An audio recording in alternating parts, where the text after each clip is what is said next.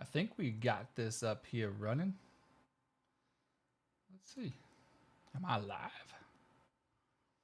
I think I am live. I am live. Whoa! Okay, sorry, they changed some Rio Stream stuff tonight, and it's not quite the same as it used to be, so I just want to make sure, because you used to show me that I was streaming, and apparently now it does not, because that would be too cool, right? So, but we are up and running, and we're going to start the show, so everybody, glad you could join us this evening. See if I can add this to it. I don't think I can. Let's see. Does it allow me to? It does. I think it does. Nope, it is not going to allow me to. So, hey, anyway, we're on the air, and we're live tonight. It is 8 o'clock. It is a Patriot, Pissed Off Patriot show number 9, and we're going to start the show right now. Welcome to the Pissed Off Patriot podcast, featuring your host, Ian McFarland. All right, guys, it's Sunday night. I just got back from the quarry with the Freedom Warriors group up in St. Charles. I try to get around and visit with different people within the community who are involved and get some opinions. I got there a little late today because I had so much work to catch up on from last week.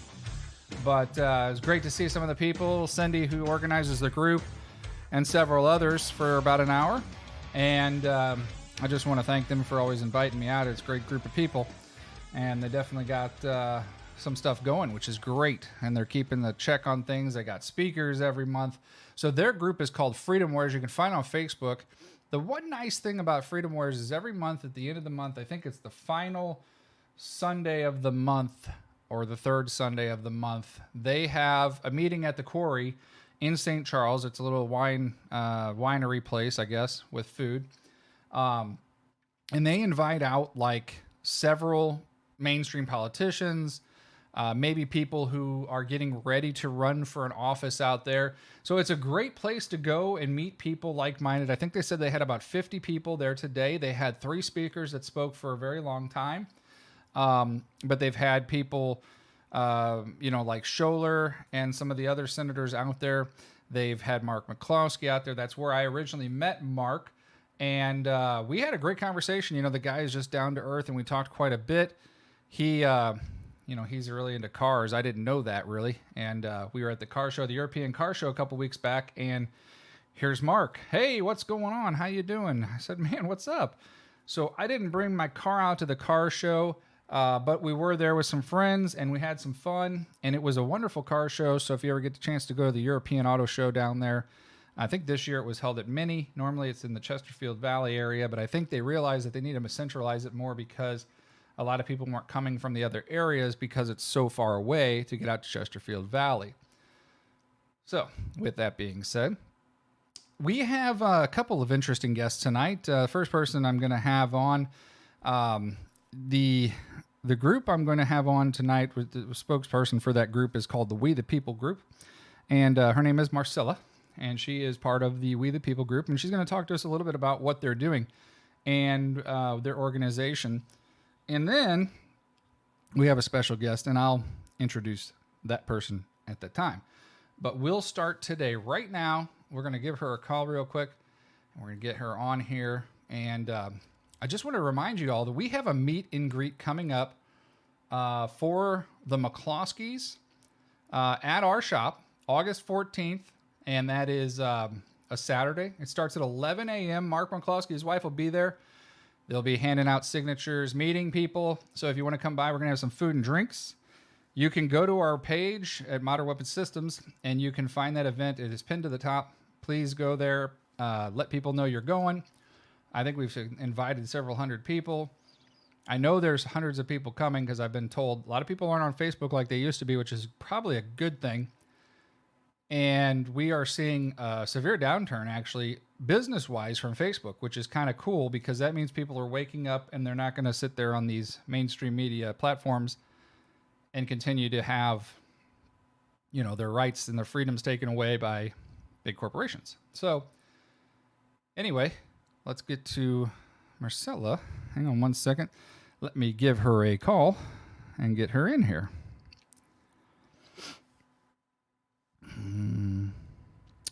is my phone not switching to the deck?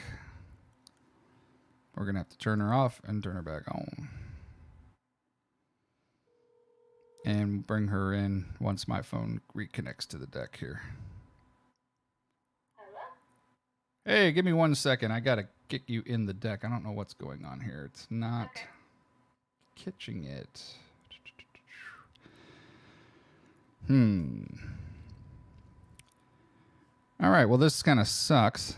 Normally this thing pairs up immediately, but it's not tonight. So hold on 1 second, hon. I got to find my board here and add you. For some reason, it's not liking the connection. And let's see if you're in the queue now. Can you hear me now? I can hear you. Oh, right. We got you back in there. I don't know what happened there. It just would not connect for some reason, so should have tested that. You know, we always have difficulties. That's all right. Technology. Show. Yeah. All right. So I'm bringing you on. Your name is Marcella. You're party to the We the People of Jefferson County group. Is that correct? Correct. All right. So tell us a little bit about what you guys are doing and, what you guys are about, and give us some background and where you guys meet and what's going on with all your stuff. Also, will do. Well, first, thank you so much for having me on, Ian. Sure. Yes. Again, my name is Marcella. I am actually a board member for We the People, and we're a political organization that was formed to basically help educate and activate the community in Jefferson County to really get involved in basically the game, as it were, laws and regulations, all that stuff that affects our daily lives, which would benefit us. We need to take back our power because there's a certain flow of authority, and we the people, that's why this country was formed. We the people have all the power. So it's just getting people re-engaged with who we truly are and what we're truly about. Again, just taking back our power. It's so powerful even to say that. So we just want to get people who are ready to see changes and be the change, especially with what we've experienced this last year and a half. I think it was really just smacked everybody in the face with what's happening and what is happening, what's going to happen. So we do meet every last Thursday of the month. We're going to be meeting at Jilly's July 29th at 6 p.m. We're going to start with some food if you guys would like to discuss and chat over some food. That's great. And then we're going to get into some education, some information about what's going on with legislation. We are going to have Tracy Perry. She's on the city, on the county council as a guest speaker. So that'll be great. And anyone is welcome to kind of join us. Again, that's Jilly's Steakhouse. Just so we're clear, sometimes I even get confused, but it's Jilly's Cafe and Steakhouse in High Ridge. Yeah, so that's going to be right in the middle of High Ridge there, be by the QT. So you'll kind of turn in by the QT there. You'll go up the hill. You'll come around the back, et cetera, et cetera. So I actually met with Tracy Perry before I ran for the county council, and I had a long lunch with her. I really liked her.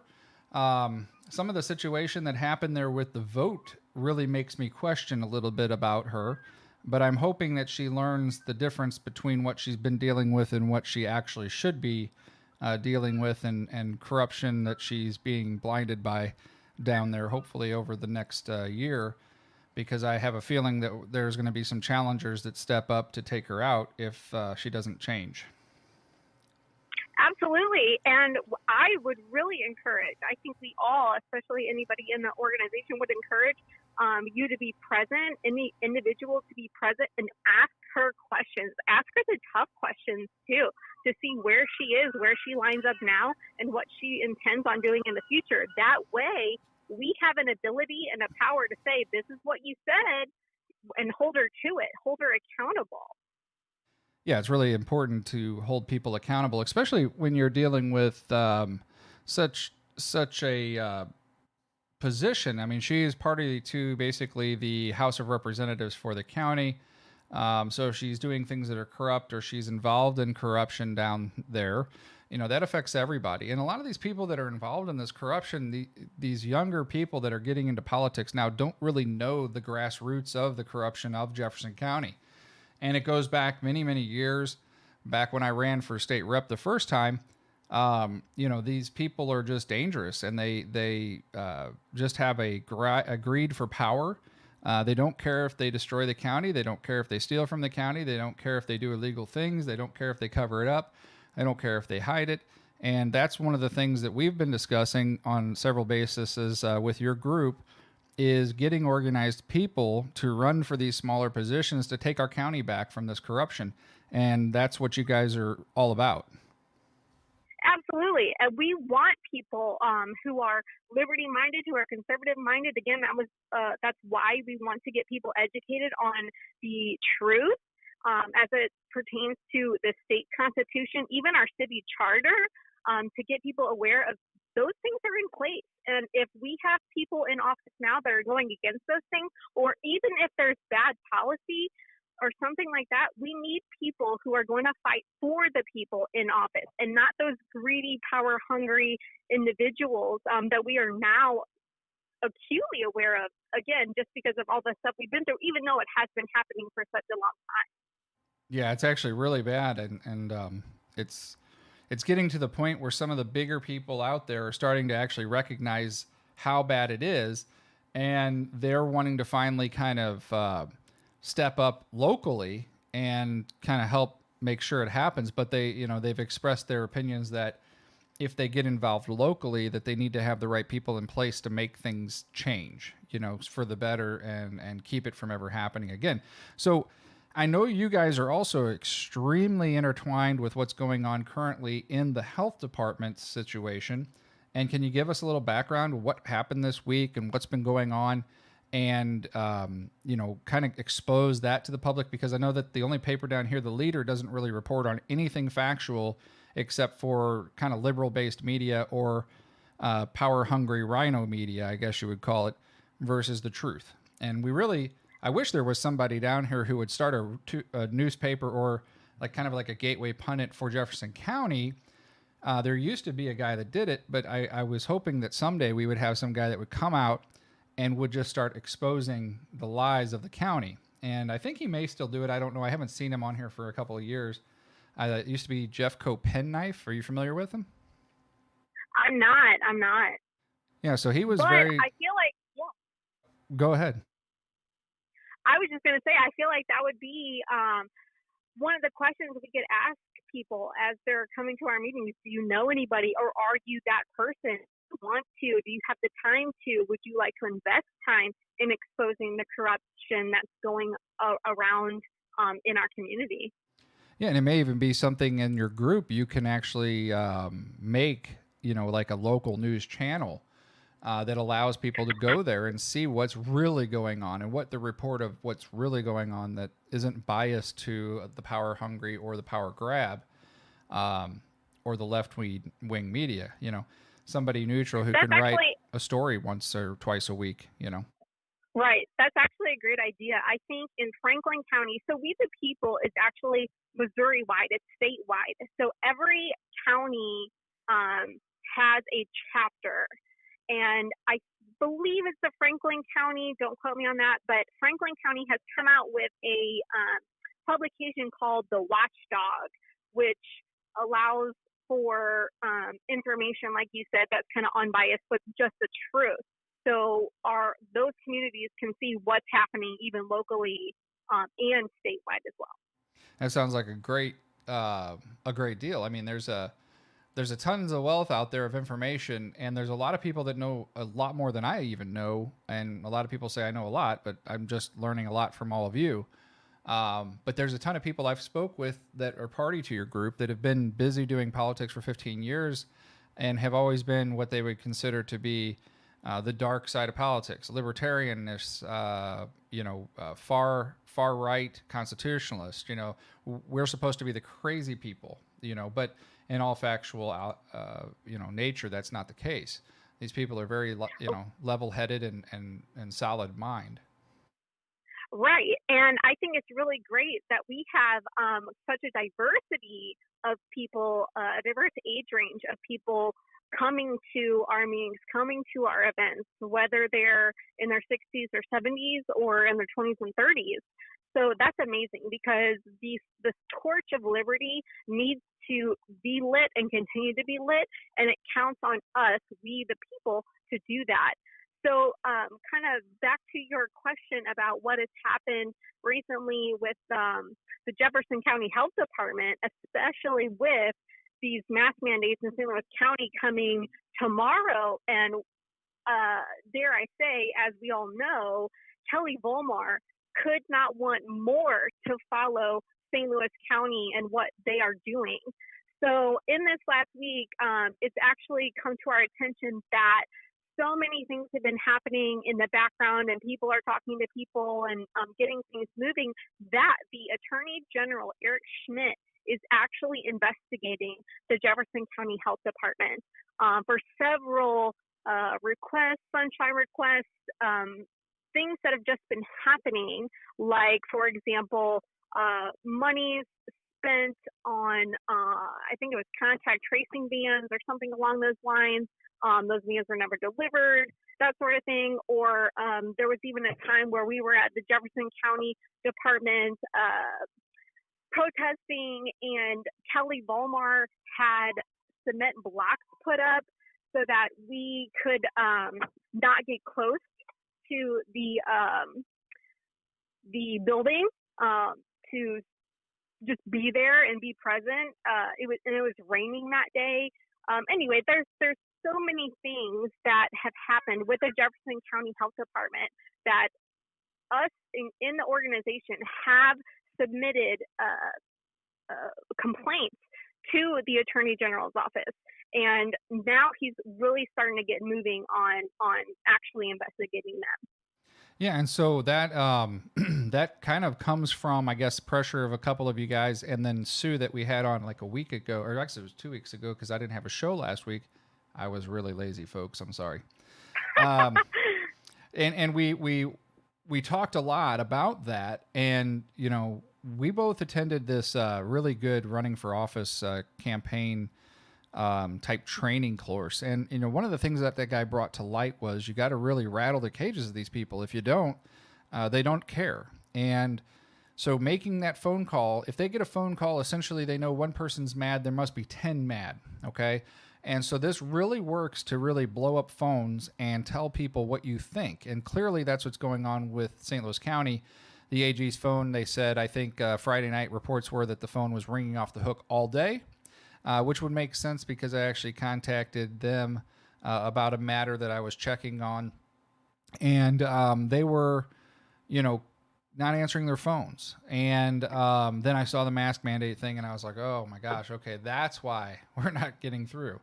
Okay. So there is definitely a movement to push back, and I saw like a post on the Fox 2, Instagram group. And they actually said, I would say there's 230 comments, and I would say probably 215 comments at the time were all against another mask mandate or order. And of course, there's a couple Fruit Loops on there that are still believing the bogus science. And, if you really paid attention to the news and you read through the stuff that isn't reported on TV, which everybody should know now, TV is fake, you would find out quickly that the CDC lied to you, Fauci has lied to you, and all of these agencies have lied to you about what is required and what is needed, and that they hid the drugs and they took them off the market so you couldn't get them. So they were purposely killing people to get their numbers up, sadly. And that should be very alarming to people. Absolutely. And I don't watch the news, but I was curious to see what the local news stations were saying about this mask mandate. So I did a quick YouTube search, and I just put in St. Louis, and I saw that KMOV had gone out on Washington Avenue and interviewed some of the business owners about this mask mandate coming. And some of the business owners were like, yeah, this is ridiculous, because as soon as everything lifted, we were seeing numbers and we were making money like we've never made before. So with this new mask mandate, it's going to affect businesses. And I myself, my first thought was, okay, if they want to put a mask mandate up, cool, I'm just not going to go there. I won't spend my money there. I'm going to go to a place that's freer, that has my rights in mind, and, that's it. But on the other side, I also think, you know what, we should all participate in peaceful noncompliance. I really hope these owners, like, I almost had the inclination to call every one of those owners and just say, you know what, forget, you do not have to follow this. This is so wrong. Yeah, it's a lot of businesses are just scared of getting put out of business and getting pushback. But my story. I did never comply in Jefferson County. They didn't do anything to me. They have no authority to do anything to me. The only people who originally had anything that they could do to people were in the county, because they allowed the county executor to run wild. That has now stopped. This county council has taken over a rule and command where he has no authority or power to do the things that he's done. And so he can't do it anymore. And then, of course, the AGs also restricted him because Congress passed rules against this, with especially their county.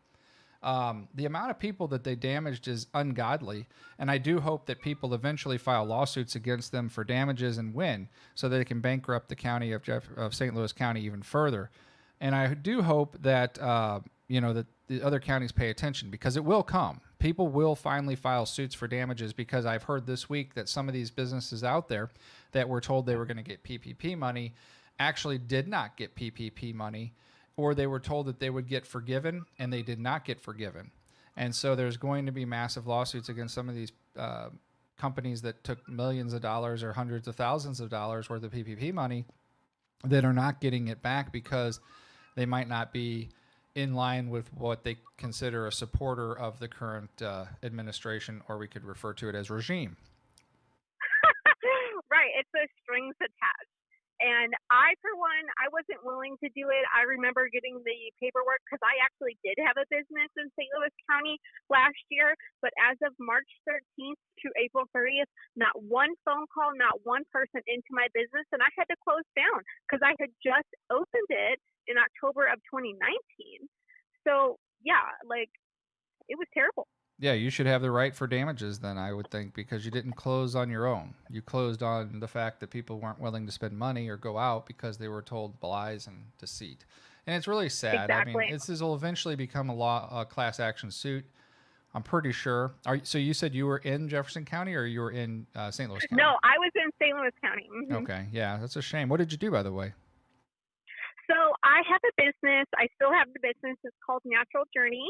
My mission is to educate and empower on natural alternatives to healing, including cannabis, on their journeys to health and happiness. So at this point, I moved my store into my house, and I also help individuals get access to the medical marijuana, I prefer the word cannabis, medical cannabis program, the state program. Yeah, I'm not against medical for real medical problems, but some of this is abused, so I'm not exactly 100% behind that for that reason. I get you. There's places and people out there when this all started that do that sort of thing. However, it's just me and my doctor.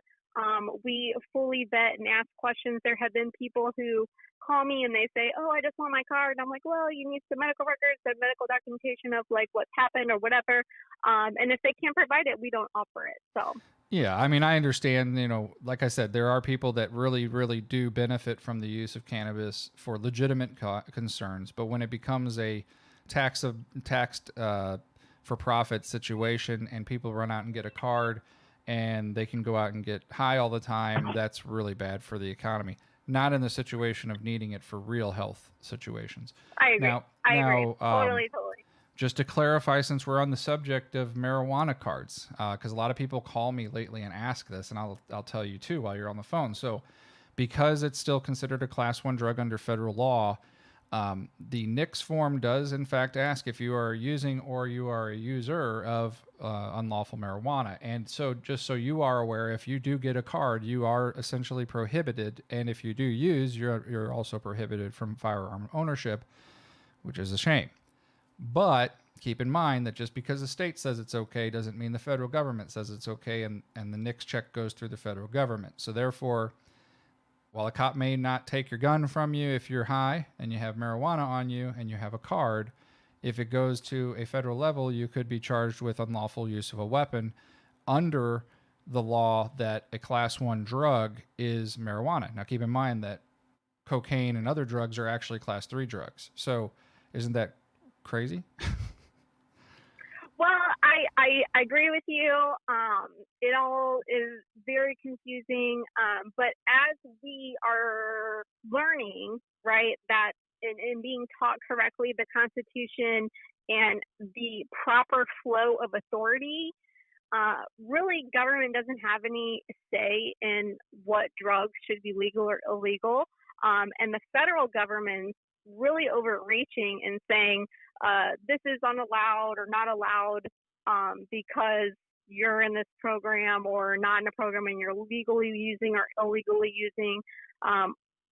So I have a different take on it. Like the question, as you said, does say, are you unlawfully using? Okay, but let's say in Missouri, if you're in the state program, you are lawfully using, so you're not unlawfully using. So what's the appropriate answer to that question if you are, in fact, in the program and a valid user? Well, let me actually clarify, because the new form that came out recently actually asks, are you a user or an unlawful user? It doesn't specify anymore just unlawful.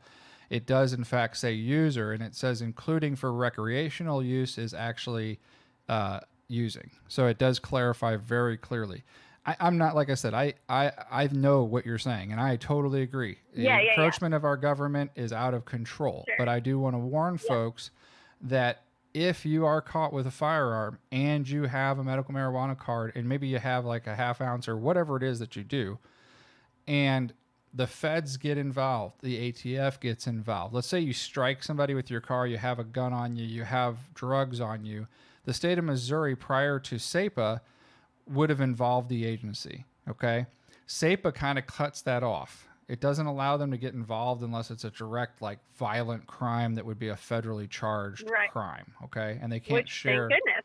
Right, thank goodness, but I'm just giving you a heads up to it. People don't realize that being it's a class 1 drug and you're caught with a weapon, unlawful use of a weapon charges a felony charge. You will never own a weapon again in your life. So just be cautious if you're doing anything with drugs, period. Not to involve firearms. That's what I'm kind of getting at, I guess. Right. Yep. So good discussion. Your website is, can you give that to us so we can reference that to the folks? You caught me off guard. So the We the People website, it is, I believe, wethepeople.com. Let me clarify that. Let me check. I'll check myself while you're talking. So go ahead and talk about it and what. Okay. Who's in charge so and stuff. On our website, it's actually really amazing. And if anybody has any feedback after getting on it, please just let us know, because the more feedback we get, the better it runs for us. So the idea is that, again, every county has its own charter, and so every county would have its own like representative or committee, and people would then be able to go to this place and know what's going on in their county, what's going on with their charter, where are they meeting. There's actually a function to message and interact with other members, and it's growing. We're kind of starting. It's foundational, if you will, and we're looking at improving it. So we want more people on it, more people to be involved, and people are going to have to tell us, like, hey, what do you want? Hey, this isn't working, or, whatever the case may be. But it's a really great looking, easy to navigate website where we will house all of our information, and we really hope for a more robust website even. We had a meeting and talks that there would actually be a place to learn the layout of the Capitol. And this is more state level stuff, but layout of the Capitol, with instructions on who to talk to, what you're talking to them about. And that's really getting into more of the legislative session, again, this on the state side, to learn how to talk to these people. What do you do? Because I think that's really a stopping point for a lot of individuals, especially people who feel like their voices matter, or maybe they've never done it before. That is okay. We are here to guide you, to help you, to tell you it is fine. You can start wherever you are at, even if you've never made a phone call, written an email, or whatever. That's fine, but we need people to start doing those things so that we can start affecting that change. So I'm going to ask you to try to find it here. I went on to the internet. I'm trying to find it. I'm going to actually go over to the Facebook page and see if they have it in the group, and I don't see there either. So do you happen to figure out where that is? I didn't, since you said you were going to let me. No problem. You take your time with My that, fault. and we'll My actually fault. talk ahead a little bit while you're doing it. So, Okay, perfect. So we the other thing that's happened recently in the Jefferson County region, apparently the Attorney General is getting very intimate with the health department, which I think is long overdue. Like we discussed, there's a lot of those sunshine requests actually being looked at now. And from what I understand, they were served with requests last week, which apparently shook them up quite a bit. And you know, there's a lot of dirty stuff going on. I mean, I think for the last year, they haven't had an open meeting to the public, and they claim that that's okay because they're having open meetings that are, over the web, but they're not really open because people can't comment, people can't talk, they can't be there in person, they can't show up and tell them what they really feel. So that's not the equivalent of what the sunshine laws allow under our current laws. And there's just recently an article dropped. There's a big lawsuit, I think, that was won over sunshine laws, and it's really getting some big news story. And I think it's good. I think it really needed to happen, and I think that there needs to be some pushback. Keep in mind, if you have a sunshine law request that's not answered, there is fines and there is consequences to that. It shouldn't be the taxpayers paying this. If the people are not going to answer sunshine laws in charge, I think they should be legally liable directly, not so much through the county paying for it. So that's something I really hope that maybe legislatures push for. The person who's in charge of the department who doesn't take care of the thing can be sued individually for that $5,000 fine or $1,000 fine, since they didn't actually adhere to the law and follow the request. So the departments, that just comes out the taxpayer's pocket. That's not really justifying any kind of damage to another person who's essentially evading the laws and neglecting to answer them. So did you have a chance to find that yet, hon? I have not, but I did want to add, the health department's meetings do say specifically on their agenda, we're having these Zoom meetings where people can see, like you were saying, at the authority or by the authority of the AG's office. And even the Attorney General's office has been like, we've never said that. So go figure, right? I think that's one of the investigations. Hopefully that's underway too. That where in the world did Kelly Volmar get that information that the Attorney General gave them the authority to have these so-called open Zoom meetings when we are supposed to be present? There should be an ability for, like you said, for us to speak and talk and be present and watch and listen to what they're doing. And that's part of what we're educating and empowering people to do, because even it doesn't just stop at the health department. We need people at school boards, water boards, anything that helps make the city or the county run.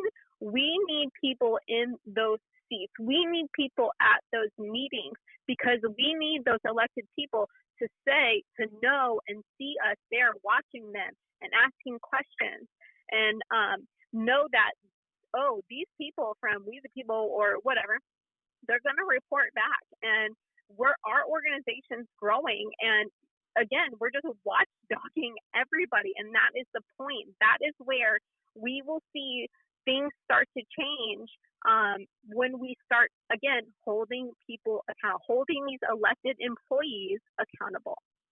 Well, you know, I'm going to fire Kelly Vollmer if I get on the health board. You know that, right? I hope so. Someone needs to do it. We're all going to fire her. We're going to get all of the seats replaced except for Susie Davis, and then we're going to say aye. Yeah. No, I'm just I don't know why. Oh, here we go. We the People of Missouri.org. We the People of Missouri.org. Let me check that out real quick here. I'm going to punch it in here. We the People of Missouri. I know there's While a ton you're of punching it in, I will actually go over our mission statement. Sure, go ahead, do that. Please do. Our mission statement, our mission is to have a local presence in each of Missouri's counties in order to preserve the liberties that America's founders fought for and won at such a high price, as well as to regain those liberties already forfeit. We will work to protect and defend state and national sovereignty, the unalienable rights to life, liberty, and the pursuit of happiness as pronounced in the Declaration of Independence and protected under the Bill of Rights and the Missouri and United States Constitutions for the welfare of our state and nation. Woo! It sounds like my kind of group. Right. I'm signing up right now. I can't even wait. I'm like so nervous. Join us. I just joined. I subscribed. Yep.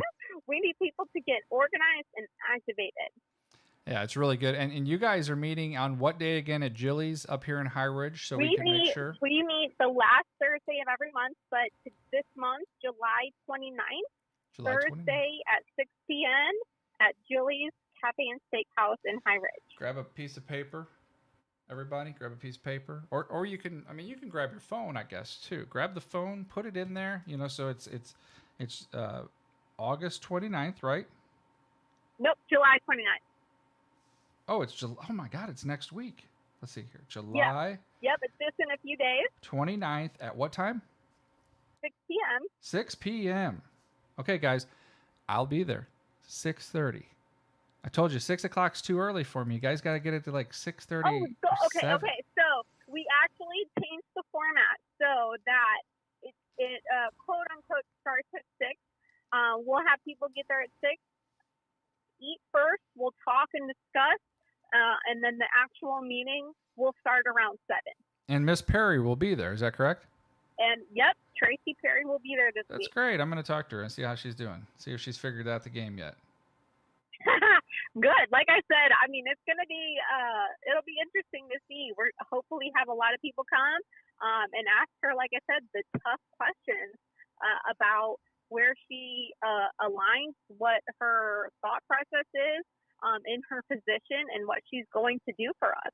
Well, I think it's really important everybody show up. If you have even, come for 15 minutes around 6:30 to 6:45 and come in for 15 minutes, just meet everybody. Give them your name, talk to them, get to know everybody. I think it'd be really good if you're a freedom fighter like a lot of us are, and you don't want to see overreach of the health department anymore, and you'd like to see some things get into check.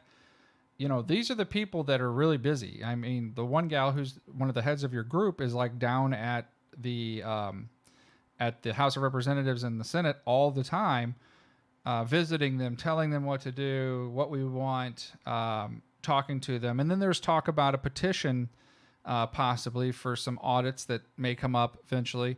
And having a lot of people to do an audit or to request an audit from the state might be some really good ways to determine who's being fraudulent with money, who's doing things illegal with the money from, the fake virus thingy.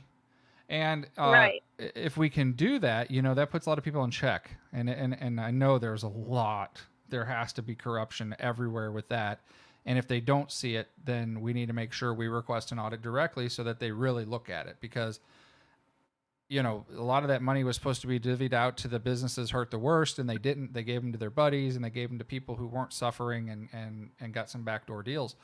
Clearly, that's the case here, I believe, with the health department, too. I can't say that for sure. Like I said, I believe. It's not as for sure, but I believe there was some definite stuff going on, and audits are always great to uncover everything. Look at what we're doing in Arizona with an audit there. It's magical. Exactly. Like, it didn't happen, Exactly. right? But yet it's happened. And it Right. happened probably for the last 10, 15 years to our, to our non-surprise, but not to the surprise that we should have been aware of. Apparently people were too relaxed in thinking that people were still honest. Exactly. And that is Exactly. clearly not the case. And anybody in any town that has a voting machines should be requesting every single ballot is now counted by hand, by a person, and that machines are no longer used. And that will clarify the issue. Paper and pencil, too. Absolutely. Paper and pencil, too, yeah. Paper, pencil, you fill in the dot like you did when you failed your high school exams, B, B, B, B, B, A, Right. A, and then you hand it off to the person, they put it in a box, and then at the end of the day, a person sits there and goes, okay, one for Trump, one for Biden, one for Trump, Right. one for Trump, Right. one for Trump, one for Trump, one for Biden. And then we wouldn't have this problem. I think that a lot of the people in Arizona, especially the senators, and in Georgia, the senators that were elected and the House representative peoples that were elected were fraudulently elected. I have no doubt about it that probably Chicago is completely corrupted the voting system to the point where they will never elect anyone Republican because they've been cheating so bad, and there's no body who's ever going to look at it. Same things I believe has happened in Chicago, has happened in California, to the extent of the entire West Coast is corrupt. And I do believe New York is probably corrupt. So I'm curious to see if any of these things get to big courts and the big courts strike down these voting machines, because I think that's what's going to have to happen. Technology is way too easy to hack into these days. It's way too easy to manipulate data. It's way too easy. How can we all of a sudden, we for years, we counted the election in less than 5 hours after it was done. We know who the president is. Yet this year we had a 2-day delay. I'm lost. Right, exactly. And I think that, one, I'll say to your point, really, people are people, and they're going to be humans about everything. And that's why history repeats itself, because human nature is typically the same. And fake news is not just a Donald Trump thing. It didn't just start when Donald Trump got into office. It's actually been around since the beginning of our country, as well as cheating, unfortunately. But that's why I'm saying, and I think that when we empower and educate the people and let them know that our country was founded on self-governance, that's why we the people, we are in charge. Again, that flow of authority is God, creator, man, society, then government, so that we, the people, created the states. The states then created the federal government. So even though God's the highest power, we have higher authority and power than the federal government. And then we make up the states. And so with that being said, talking further about the Jefferson County Health Department, for whatever reason, and I haven't looked into this, I just know going forward, this is what our goal is. They are operating as kind of a standalone department. They are accountable to nobody. And that's just the way it's written in our charter currently. So we're hoping to not only audit them and get them investigated for what they're doing, but to move the health department under the county charter so that they can be held accountable by somebody, so that the county council can do something if the health department is running out of control, or like they have all authority and power over us, dominion over us. Which I mean, that makes me so angry that one department could think that they have control over every business, over every person. I just heard the most ridiculous story that someone in an HOA tried to tell everybody in their subdivision they had to wear a mask inside their house. Wow. Talk about the absolute most greedy. You are absolutely crazy if you think because you're on an HOA that you can tell me what I can do or need to do in my house. You have got to be out of your mind.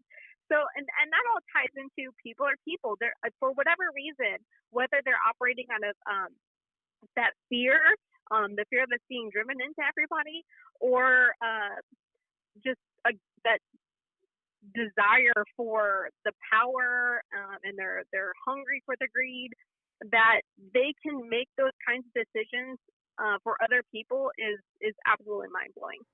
Yeah, it's crazy. I mean, we had people come into the store literally telling us that we were all going to die and we were going to kill people and we were responsible for all the people in St. Louis County dying. And folks, that's absolute insanity.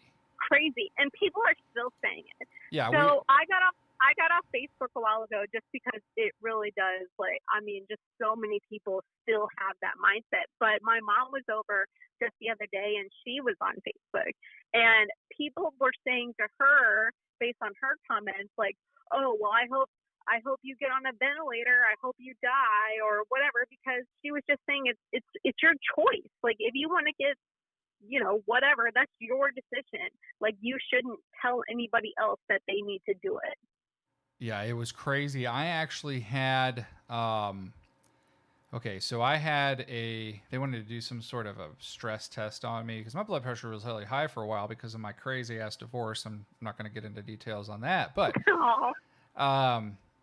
it's now under control and I'm doing just fine. A little bit of exercise because I was really stressed out with everything and I was working so much that I wasn't getting proper sleep or, taking time to go walk on a Sunday or something like that. So a friend of mine's been really active helping me do that and be motivated. So I went in during COVID and I have a doctor's note, right? Because I have asthma. I have severe asthma and I actually can hyperventilate if I'm wearing a mask, which I did when I was dropping off my niece at the airport not even a month ago. I actually had to go in the bathroom, strip the mask down to catch my breath. I was about ready to pass out.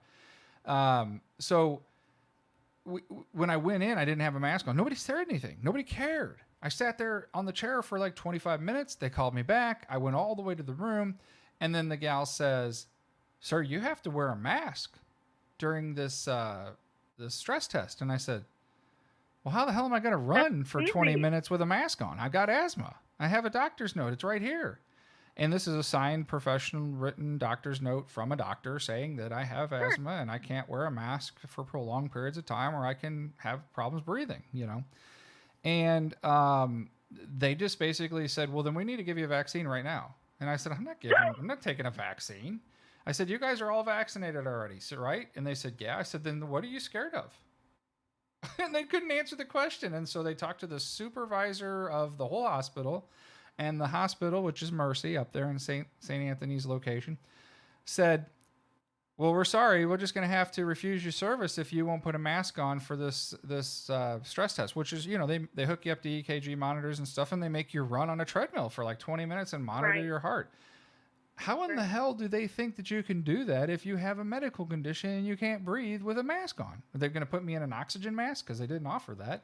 But oh, wow. That's how ridiculous it is. So I finally said, you know what? Fine. I'm leaving. I'm out of here. I said, you charge me and I'll sue you. I've never gotten billed. And then my doctor's office called and they were like concerned and wondered what happened. And I said, they wanted me to wear a mask and run on a treadmill when I got asthma. They're out of their damn minds. And she goes, yeah, they're crazy. And I said, okay, I'm not going to do it. And then about a month later, I tested my blood pressure and it was way down. It's like the whole, I don't want to say the whole lot, because there's actually some doctors and health professionals out there who are using their brains and thinking critically. But it's just this whole massive movement of people just, they don't care about what they learned, or they didn't learn anything and they don't care. They're just, getting their paycheck and whatever. I just heard that a nurse gave somebody some bad advice and made their condition worse by what she said.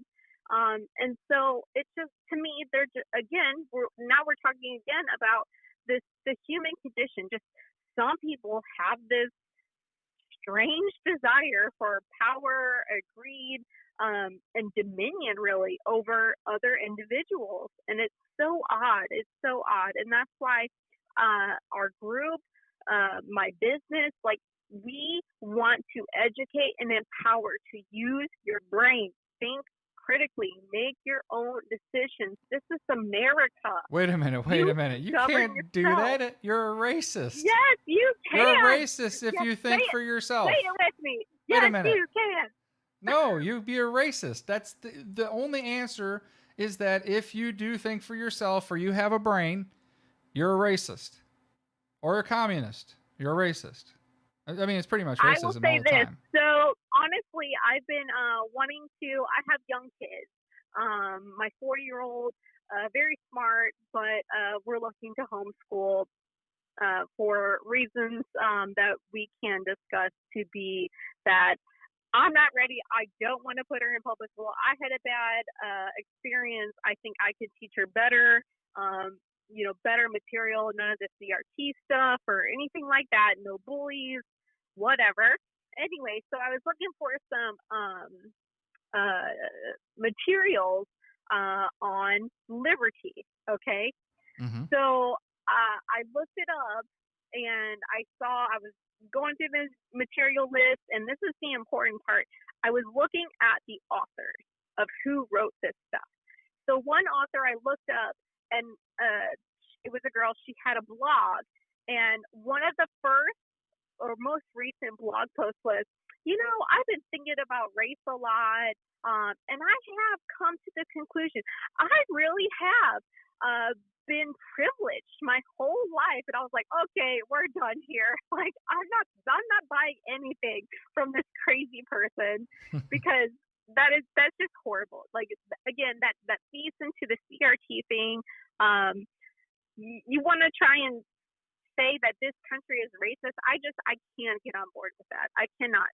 While I believe there are, unfortunately, some people who have certain feelings and they were just raised certain ways or whatever, it may be a cultural thing, whatever.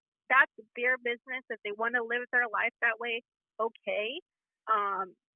That doesn't mean that the government needs to come in, the states need to come in and say, oh no, you have to be educated this way and learn this certain thing so that doesn't happen or that doesn't come out. But it's coming out in the CRT in the opposite way.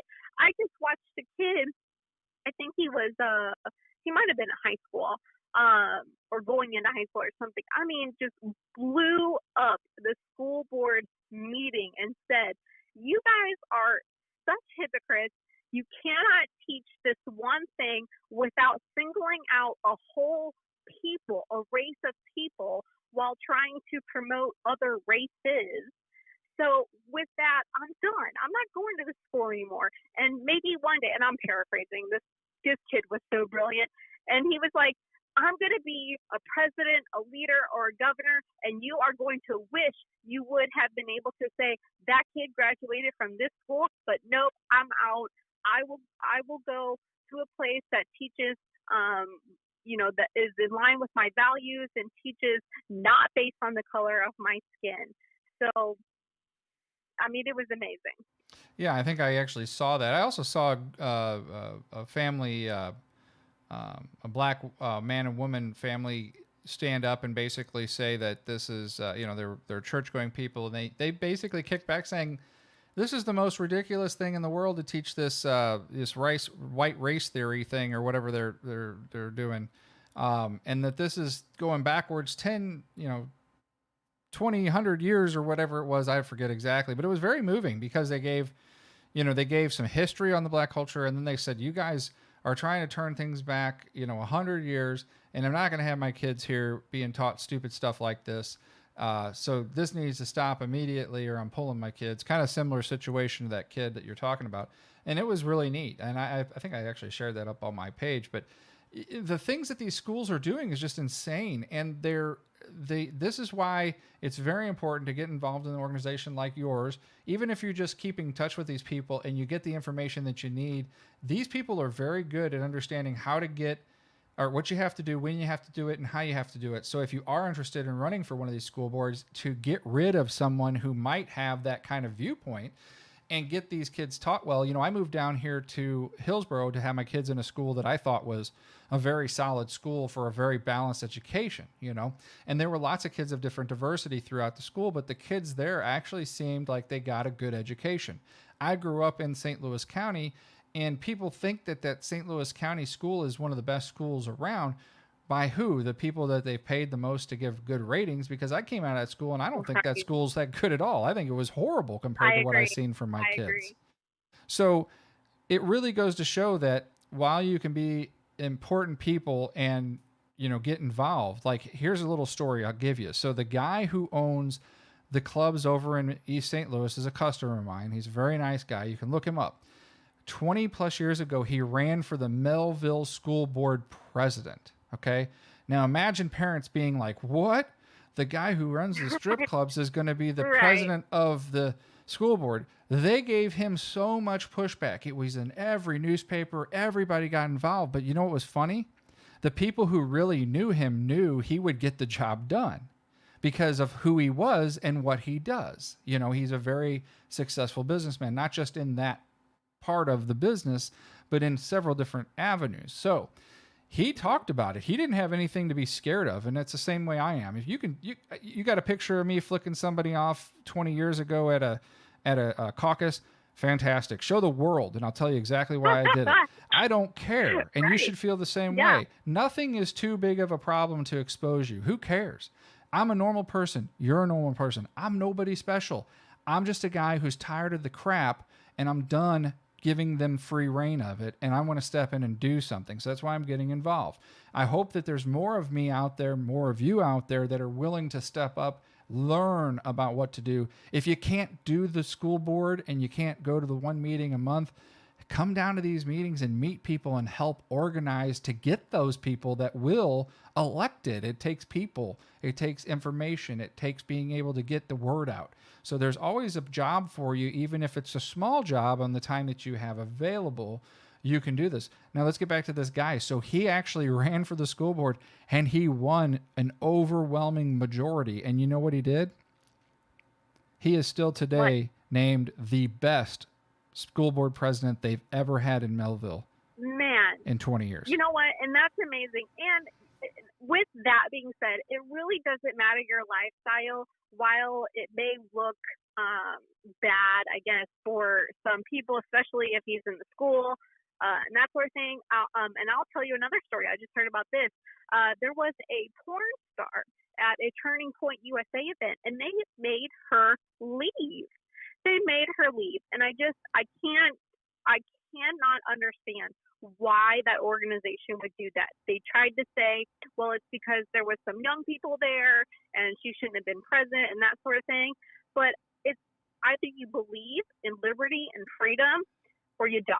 Well, I'll go back. I'll tell you a little story. So when I ran for state rep, we had a couple of the real liberty guys worked at different places. One of them worked for a liquor store, and another one worked for the Dr. John's, which is not a super bad place to go. They've got some lingerie there for your wife or whatnot. No big deal. Well, back in the day when I ran for office, these people gave donations. So one of the donations was a couple of bottles of liquor. And one of the other donations was a gift certificate to, take your wife down there and have an intimate night or whatnot. People are normal. We're human beings, right, guys? We do these things. It's not like a secret, right? We have kids running around everywhere. So obviously we must do these things. Right. And I got told, by several people that they wouldn't support me any longer because I did that. And I was like, well, then you're truly not a libertarian, because you would not judge me based on being free and open and allowing people to donate what they can to give away at my event in order to raise money and to get me elected, right? And so they didn't, and they turned against me. And that's okay, because, you know, things have been patched over since. But they do have a different outlook on things now that Trump has ran, and he was so radical right to what they didn't expect, right? Like a traditionalist didn't run. He was very untraditional in his approach. And it was overwhelming majority of people liked him, right? Because they can understand him. They can see eye to eye with him. They can feel that he's, you know, being honest with them. You can tell the difference between somebody who talks and they're honest and somebody who talks that isn't honest. And that's one thing I got told when I went to the county council meeting and I actually spoke in front of the council was there wasn't anybody on that council that didn't know that I wouldn't allow anything unconstitutional to pass or anything I felt was corrupt. So the whole room of people knew if I were elected, there would be no games with me. Right.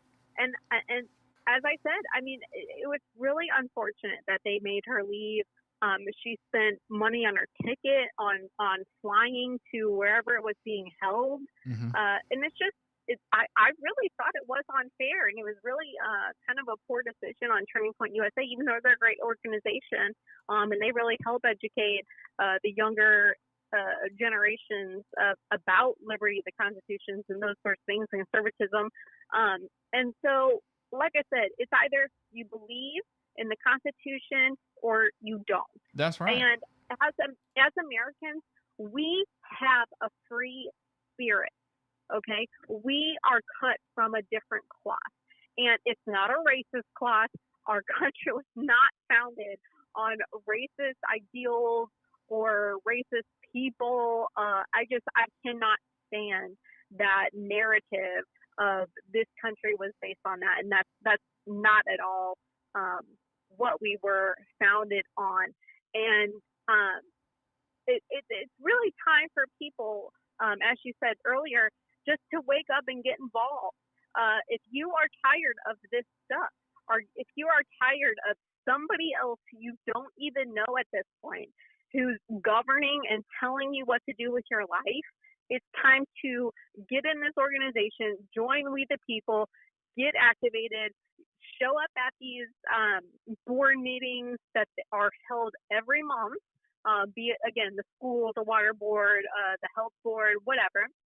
You said water board. Our elected, exactly. No, you get what I'm saying, right? Yeah, right. You said water board. Positions. I know. And it's so hard to, like, what else do you say? It's called the water board. I mean, yeah, I know. I'm just giving you trouble. I was trying to run for it, but I was like just outside of the like sub-region or subsection of somebody they were looking for. So anyway, we need to get people in these positions, make these decisions, and we will see what we want to see, especially on a local level, what we want to see in our city, in our county. Yeah, I mean, even if you're able to spend even like it's like an hour a month generally for these meetings, you may have to like go over some stuff prior. But most of these small boards, you're going in, you know, you have a little agenda. You might have to do a few minutes of studying before you walk in. You sit down, you listen to what they're trying to do. You look at it constitutionally. You look at it personally if it's something you believe is fair and honest and truthful to the system. And if it's not, then you vote against it. If it is, you vote for it. If you don't think it's going to do anything and it's a waste of time, then you vote against it. And there's a lot of things that keep getting passed by the different people, and the people that used to be in charge of the county council used to go in and have a meeting like every weekend and sit down for a couple hours and study the agenda and figure out where, who, and why. And if they couldn't figure out all of those things and something looked odd, they just voted against it because they were the majority. You know what I mean? And it was always like these little games, like somebody's going to get rich because this person did that, and that person's probably going to pay that person back for doing that. You see what I'm saying? So there was always a connection of corruption, and as long as they figured out that there wasn't any connection of corruption, their rule was that they voted for it. And unfortunately, now we have a system that's a little upside down and backwards, and we're back to dealing with the majority who are corrupt. So what I'd like to see is over time that goes away, but we got to teach and educate people. And, that starts on the local level to let them know that you're watching them, that you're on to them, and you know what's going on. And there's a lot of good people that are always on them and always enforcing that and suing and doing the things that they can do because they have the finances and things to do so. So don't feel that you don't. And if you do have something that's legitimate and you have enough people like a group like this, you might even be able to get a small group to file lawsuits as a private individual organization and proceed through court on that with very little cost to anybody because you're a group. So keep in mind that the world is not over because the government has more money than you. As a group, you always have more money than the government. Plus, they are at the mercy of the law, and you always have the law on your side. So, well, I'm going to let you go tonight. You've been awesome, and I want to have you back again. Yes, please. It was so fun. Yeah, it was fun. We had a great time, and I really enjoyed talking to you. You're a really good person to talk to and give a lot of information. I do want to talk about maybe like the next meeting coming up and what you're going to talk about then and who you guys are going to have there. And I really hope that on the 29th, which I think is Thursday? Let's see here. Yep, Thursday the 29th, which I'll go. So if anybody wants to come down, say hi to me, I'll say hi. We can talk, we can hang out, and I'll introduce you to the people I know. And if you have been there before and you know those persons, you can introduce me to people I don't know. But it's a really good organization, and in your state or your county or your country, there's obviously these types of groups all over, and you just have to get inventive and start looking at them. But as you're growing this group, you're starting to have them in different locations, is what you're claiming. Is that correct? Exactly. And I'll say one more thing. Sure. That we are the majority.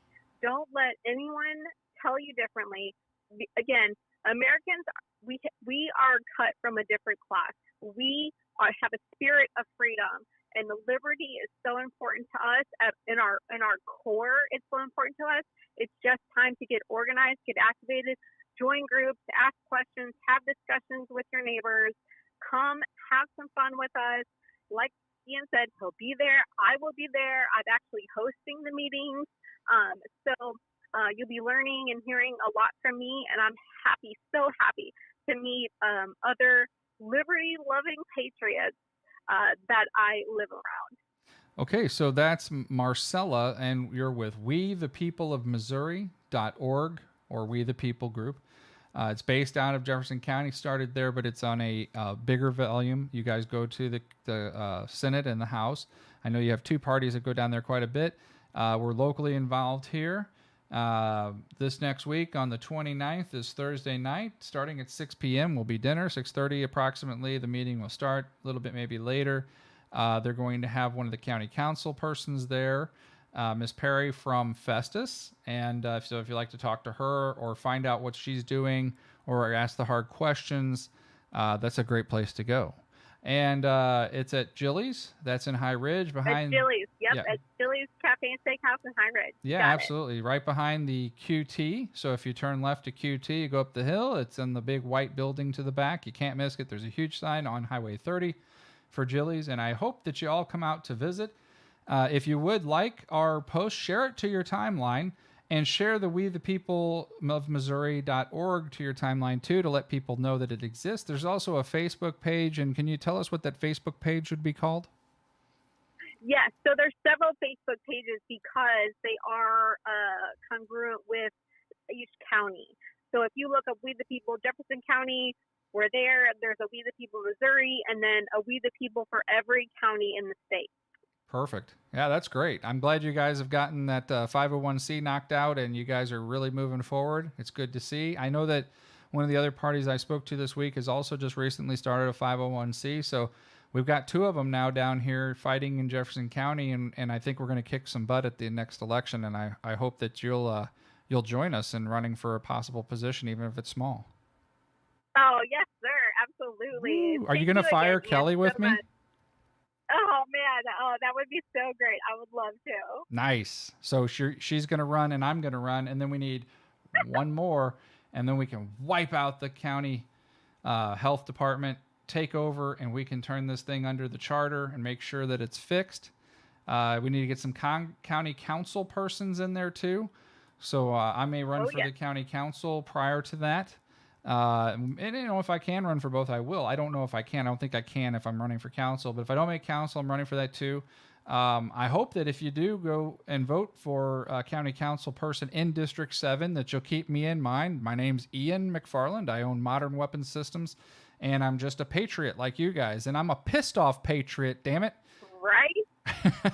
We are on fire. Yeah, we're going to take this town back, and we're going to fix the problems that are here. And I hope some of the bigger people that I've spoke about, that I can't name names, will possibly look at getting in on it and making sure that it's a success.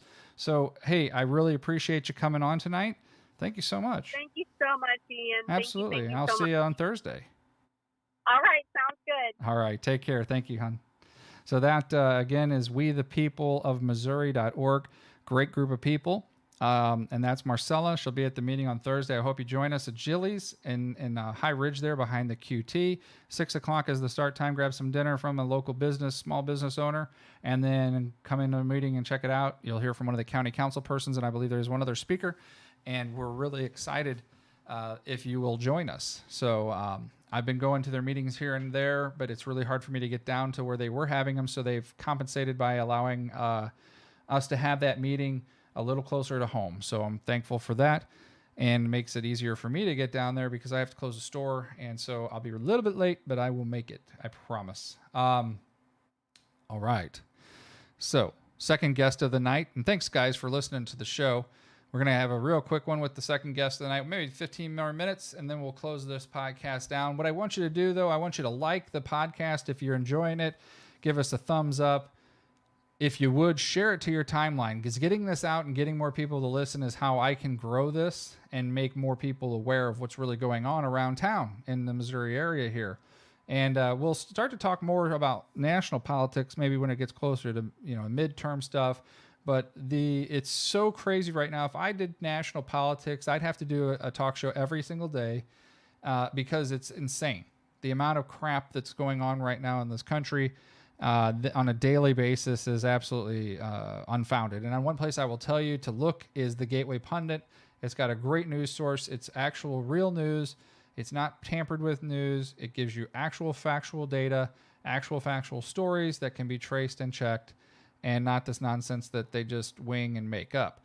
So let's get our next person in. I wanted to mention something.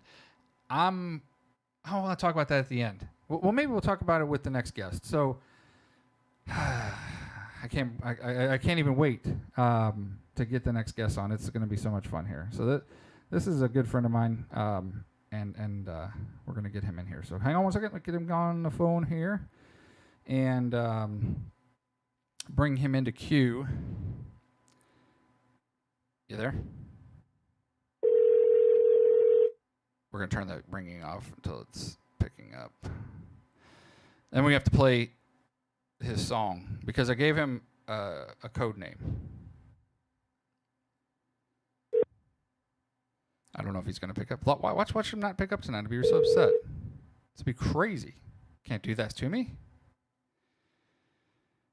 The person you were trying to reach. This is ridiculous. How do you not answer your phone, man? Oh my gosh. Come on, dude. Answer the phone. Answer the phone. Anyway, if he doesn't answer the phone, this will be the second week that I've had persons not answer their phone after they told me they were going to be on, which kind of sucks.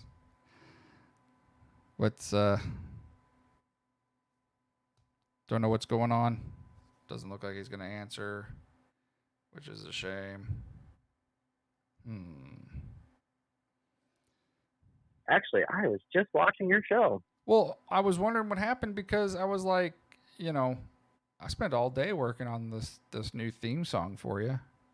I know, I'm here. I was waiting for you to call me.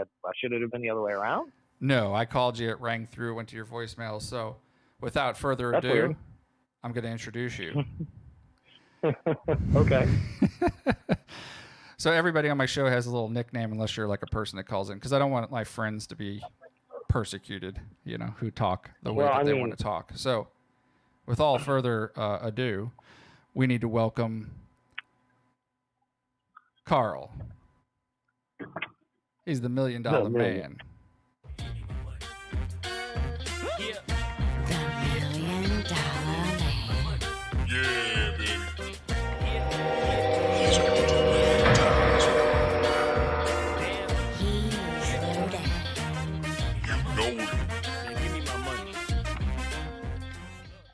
All right, how's that? Is that good? Except I hit the wrong thing. That's amazing. I hit the train wreck. Amazing. I hit the train wreck. Well, I'm kind of a train wreck in a sense. No, you're not. You're not a train wreck at all. So, Karl. Okay. What's going on in the $1 million man house? Everybody's buckling down to go to bed for the evening. Nice. So, what do you think about politics? What do you think about politics this week, buddy? You're into politics pretty heavy. Let's hear about it. Let's talk about it. What do you got? I believe the policies months ago, I think 5 to be exact. Oh, you get your vaccine. You can be, you don't have to wear a mask. Now we're back to forced mask mandate, at least in St. Louis County. Well, that's going to affect you, right? Because you're $1 million man. You got to make some money in that St. Louis County. Yes, actually I do, unfortunately. And I'm already waiting for employers outside of the healthcare sector to start mandating, which is highly against the law because you can't ask somebody to see a vaccination card unless you're a minor in school. That's the only time it counts. It will come down to a day that they will want to put your vaccination card in with your employee file, and it's just unethical and it's overreach. Well, yeah, but I mean, you don't have to worry about that because you're a millionaire. Yes. Just kidding. Employees ain't, no. You're the $1 million man. But I think a little. Yeah, baby. He's worth $1 million,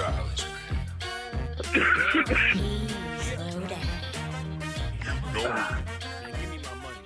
Give me my money, it says at the end. Give me my money. Pay up, sucker. Yeah, that was fun making this afternoon for you. I got to do another one for Secret Agent Man that's more modernized because that old song is just too laid back. We got to make one that's more. And everybody, so you understand, that's actually me.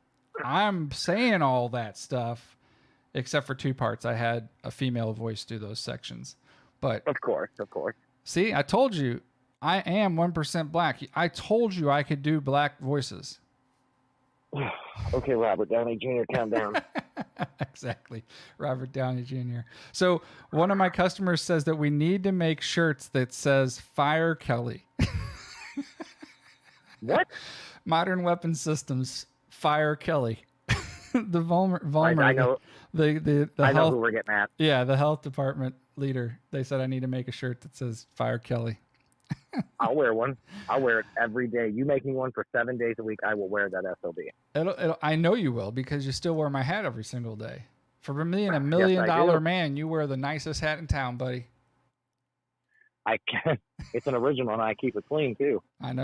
I appreciate that. Lots of support there from my buddy. So we talked about. I didn't really mention this to you, but I think I'm going to actually do a car show at the plaza. I was going to do that Second Amendment Day, but the car shows, it seems like a lot of people are coming to the car shows, and that would be very little cost for me. You know what I mean? And I was really thinking, man, I could do some really cool stuff. I could CNC some plaques, right, for the car show. Yeah. And then I can have my badass laser engraving kid laser them up so that they look stellar, right? And we could have all the coolest cars show up to our car show. And it'd be the first annual Modern Weapon Systems car show right in Jefferson County. What's better than that, right? That has its pluses. It has its pluses. Do you think, I mean, I bet you I could call Mark McCloskey up and I could say, hey, Mark, I need you to come down here for this car show. I was going to say, how about we hold it his meet and greet day? Well, they're not going to do it. That's too soon. I can't do that. We got to do it on a day when it makes sense. I got to be free from work to do it, right? That would be a Sunday, and I think that's the only day you close. Sunday. Well, I'm closed on Monday, right? but I work every day. You know, I'm not millionaire like you. Sundays would be optimal because you've got all the adults and kids that have free time up. Yeah. A couple days to get a car ready and clean. Yeah. So they Sunday had would work. a car show today. I didn't even hear about it up at the Bluffs. Okay. Yep. And I guess it started at 12 and it was still going at 7 o'clock on the other side of Limburg, or on the other side of 30 at the Walmart side. And the whole parking lot was full. I actually saw a twin turbo first gen R8 leave. I could hear it. I thought it was pretty cool. And I was like, oh, damn. What am I missing here? Because here comes all the little rice cars and the BMWs and a couple of Porsches out of there too. And I'm like, oh boy, there's a car show going on over here. Of course, I'm in my little Mercedes truck, so I was kind of looking old. So I kind of creeped around it, you know, and I kind of noticed. Here. What's that? No, but same here. I did the same thing. We were grocery shopping. Oh, you did? So you stalked me. You were following me, weren't you? I'm rarely seen, but rarely noticed. Actually, that was probably about 5 o'clock because I had to come home and do some research on today's topics. Oh, so okay. So let's get away from the math stuff. We just talked about that like for 25 hours. We're going on an hour, 20 minutes, which is good. Some customers like, you know, people who listen to our show like to listen to a little bit longer. Sometimes I think it's way too long, which is fine. But hey, you know what? At the bottom there's that little thing that you can slide across when it's over, and you can listen to what you want to listen to. So if you didn't want to listen to the whole thing, you can only listen to this much. You can only listen to this much. You know, you can come on and listen to this much. What subject have you not touched on yet? We haven't talked about the gun control craziness. The 2A shit? Oh, yes. I would love to get on 2A. I would absolutely. I admire the subject. Well, let's talk about that. And then we can maybe bridge into one other thing, and then we'll call it a night. But okay. So, and let's go back. There's a group called Cruising Limburg. So if you grew up in St. Louis County, you know what cruising is. So go check out that Facebook page, Cruising Limburg. And it seems like maybe once a month right now they're doing a cruise on Limburg. And it's kind of like people from 70 years old down coming out to Limburg to have a good time. They moved it to a different parking lot this time, which seems to have been receptive to us being there, which was kind of cool. We went out to it on Friday night. Did you make it out? I don't think you made it out, right? I was not able. I had ate something that didn't agree with me, so I had to go home instead of having an embarrassing time there. Well, yeah, I mean, I get it. Trying to start that Bugatti's got to be hard. It makes me cry every time I start it. Yeah, I mean, what is it, like 50 gallons of gas to turn the key? Yeah.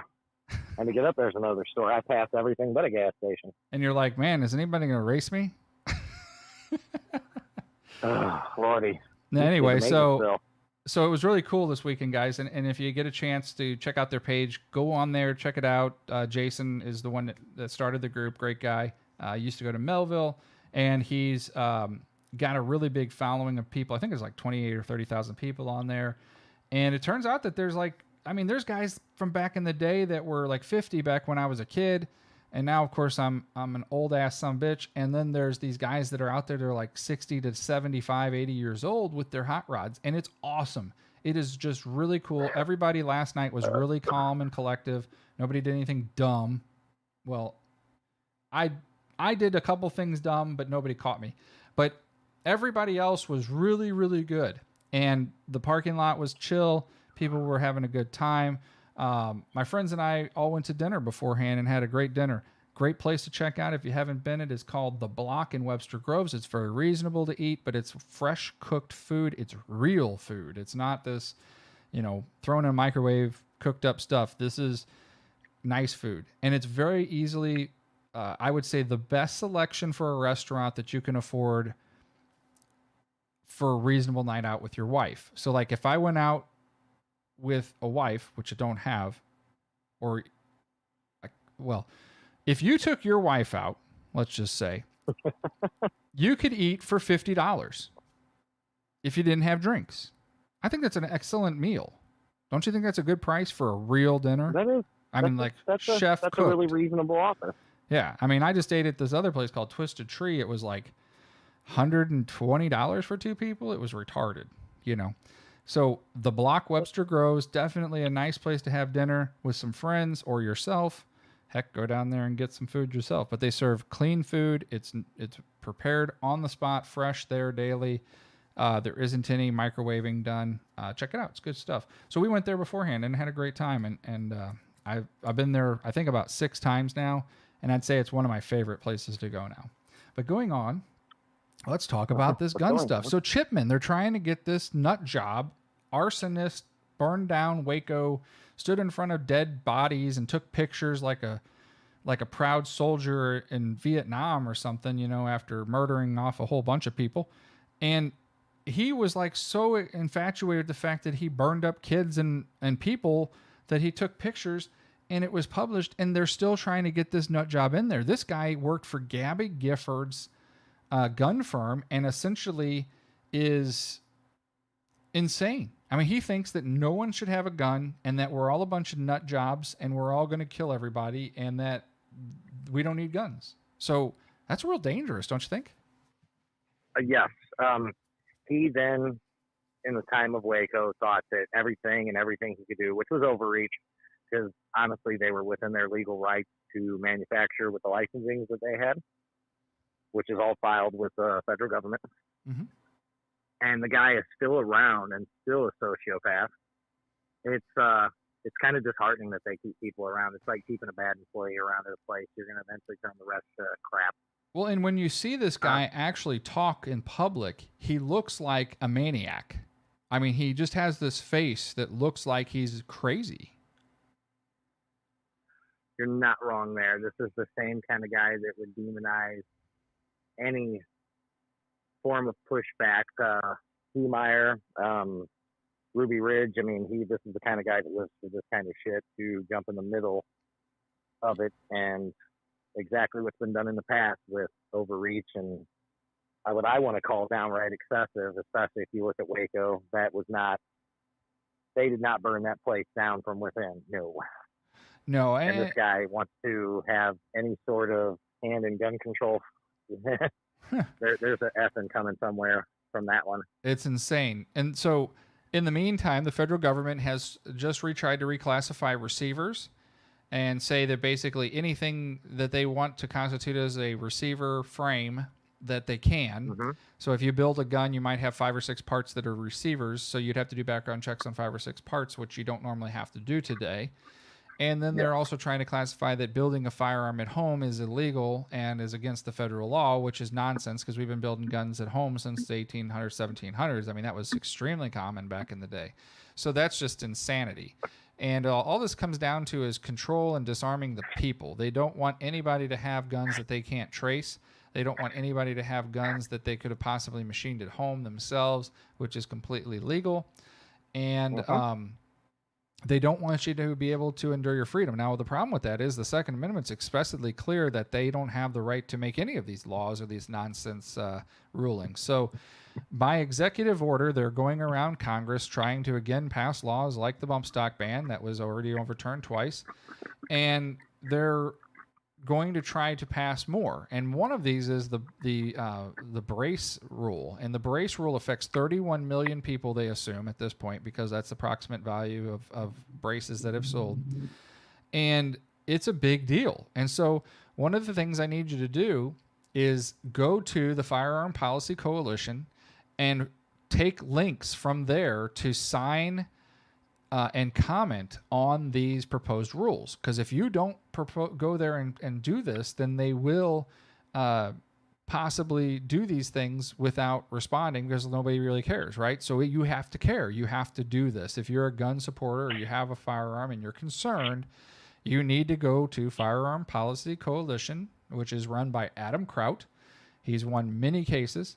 He's extremely busy doing cases against the courts and against the federal government constantly. And it's good to have someone who actually works.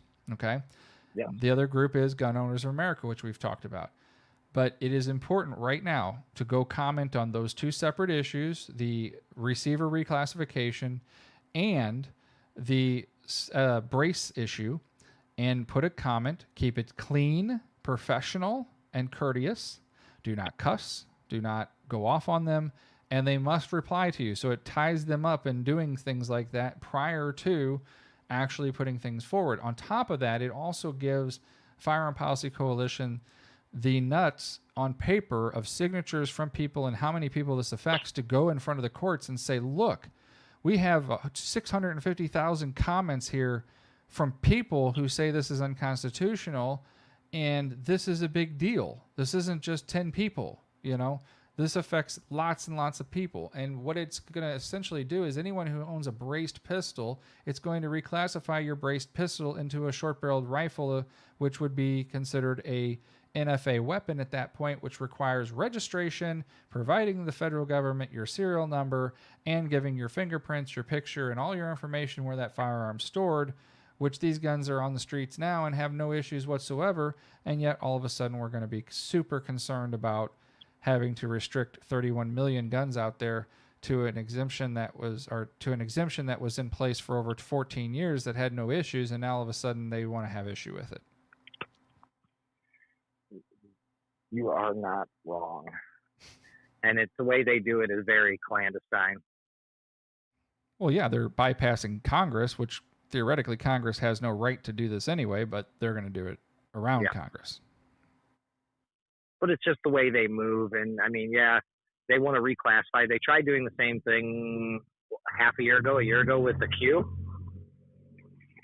Yeah, I remember that. Honey Badger. They literally goes, we need your records of all your people that bought these because we're going to reclassify them as a NFA weapon. And Q owner said, you'll hear from my lawyer, and says, no, you won't. You won't get a single document without a subpoena, and by that time we'll have our lawyers out here. Yeah, and it's a shame that they still did it to him even after all of that, which is just insane. Well, it was the same thing with 80% lower with the Glock kits.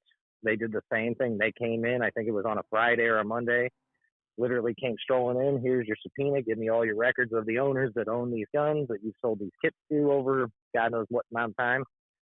What they want to do is they want every bit of registry, so they have every bit of reach if they ever want to, let's just say, come collect firearms. Yeah, exactly. Even and though this you is what pay they. 200. Go ahead. Oh, this is what they.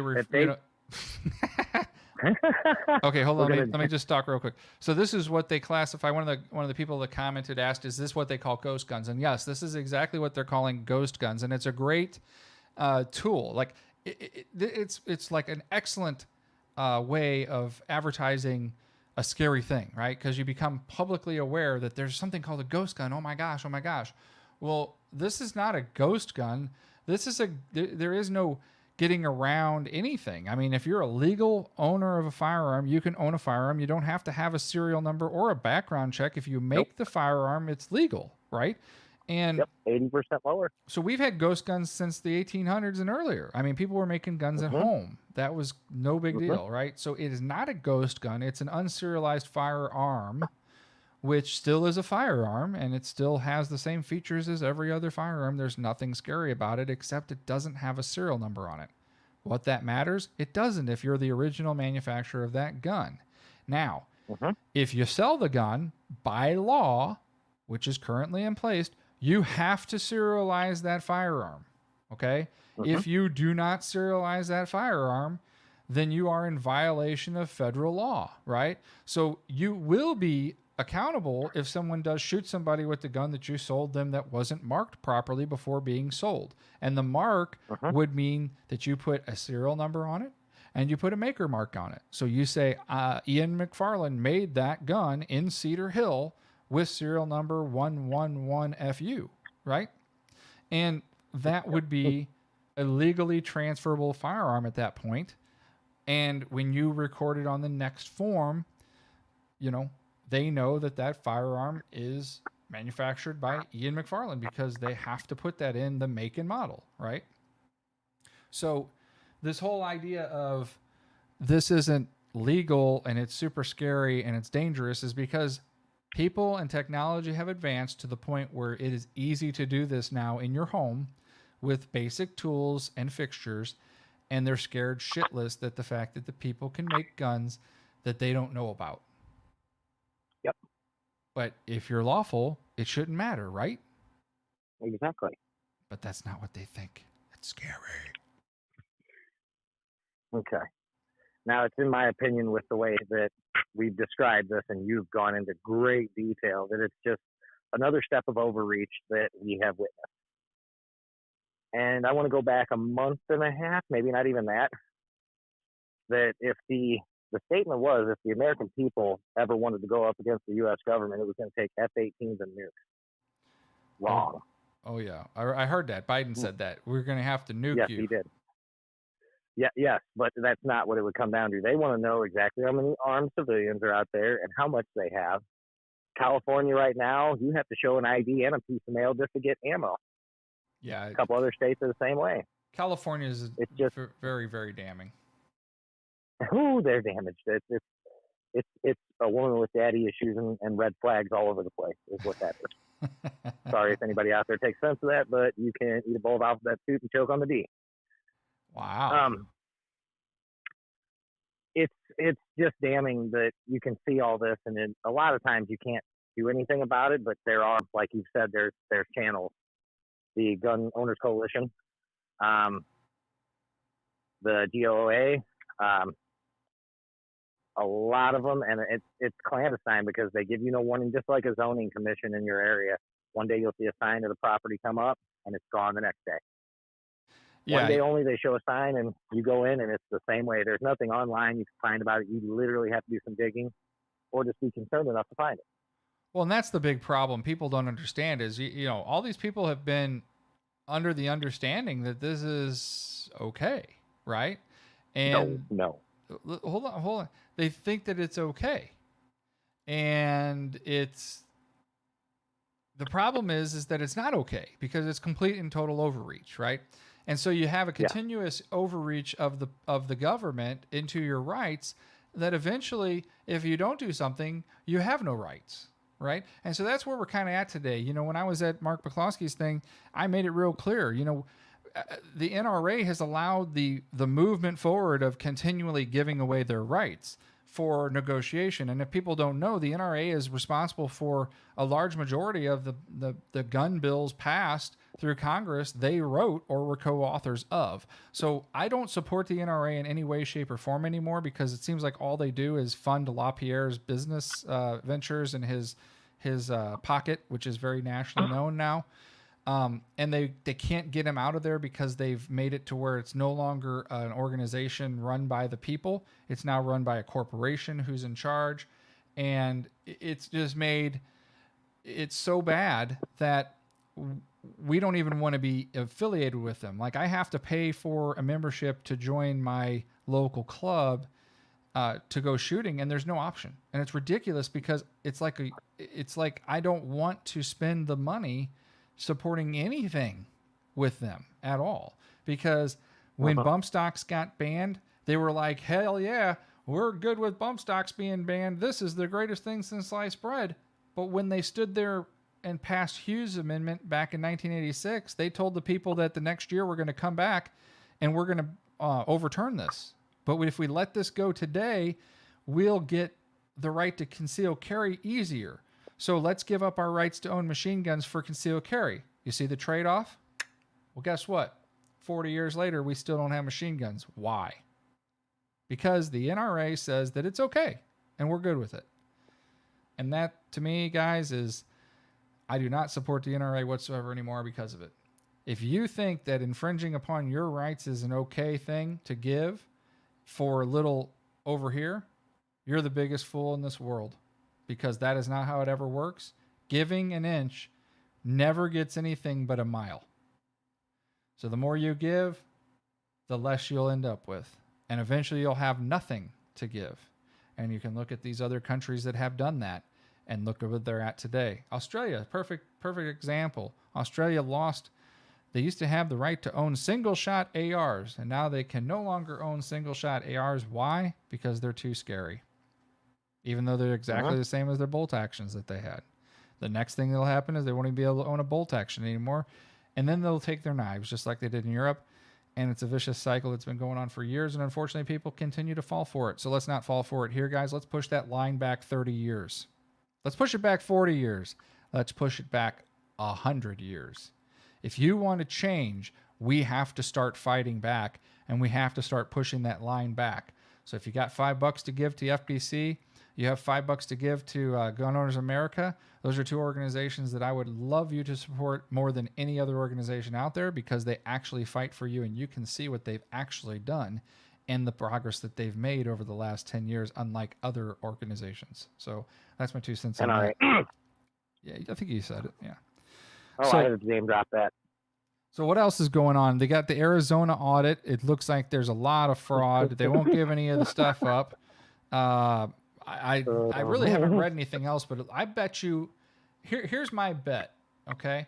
Karl, this is my bet. By the end of the week, I think they're going to finally throw some people into prison who might be part of the board of elections. What do you think?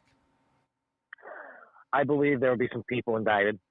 I think so too. I think it's that close now at this point. And I really think this mask thing and this COVID jump up is to try to just kind of quietly dismiss the fact that they are catching all this stuff. And now Georgia's involved, and Pennsylvania's doing a full audit, and Michigan just had their governor's powers restricted, and they're pushing back. And so I think there's going to be a huge pushback. And keep in mind, it only takes about 2 states to decertify the election for the president, and then we got problems. And now they're talking about how Joe Biden is going to probably resign because he's mentally unfit. And so you know where this is going, don't you? Yep. Kamala Harris. This seemed like the plan all along. You take somebody who, during his term with Obama, didn't seem too bad. A little batshit crazy. But you get up, you had 4 years, and then there was 8 years of him and Obama. Yeah, he's definitely aged and way past his prime to do this job, unfortunately. I'm not going to take it away from the man. I mean, he walked in there with some sort of validation, but knew that this was a sham. Most definitely. It's, the whole thing is sad, and we're seeing more and more every day unfold. And it's sad that it takes so long for it to all unfold, but they are being extremely thorough, and they're triple counting everything to make sure that their numbers are 100% solid and verified. But the